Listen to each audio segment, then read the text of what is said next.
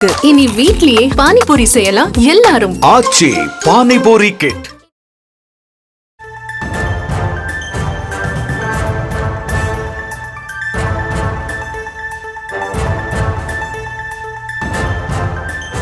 அண்மை செய்தியை பார்த்துக் கொண்டிருக்கிறோம்.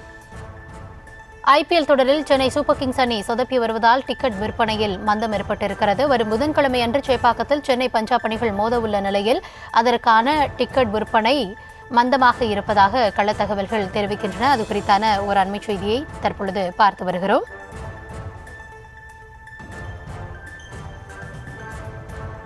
தொடர் விவரங்களுக்காக இணைகிறார் எம்முடைய செய்தியாளர் அஜய். கூடுதல் விவரங்களை வழங்கலாம்.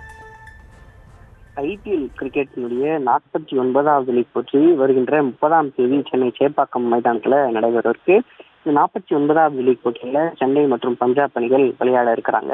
இந்த போட்டிக்கான டிக்கெட் விற்பனை என்பது ஆன்லைன்ல 10-15 மணிக்கு இன்று தொடங்கிய நிலையில தொடர்ந்து இதற்கு முன்பு போட்டிகள் எல்லாம் டிக்கெட் விற்பனை தொடங்கி 1 மணி நேரத்திலேயே அனைத்து டிக்கெட்டுகளும் தீர்ந்துவிடும். இந்த நிலையில தான் தற்பொழுது வரை கிட்டத்தட்ட 12:30 மணி வரை டிக்கெட் விற்பனை என்பது தொடர்ந்து நடைபெற்று வருகிறது. இதற்கு முன்பு போட்டிகளை காட்டிலும் இந்த போட்டியில் டிக்கெட் விற்பனை என்பது மிகவும் மந்தமாக காணப்பட்டு வருகிறது. சென்னை சூப்பர் கிங்ஸினுடைய அடுத்தடுத்த தோல்வியின் காரணமாக இந்த டிக்கெட் விற்பனை என்பது மிகவும் மந்தமாக காணப்பட்டு வருகிறது.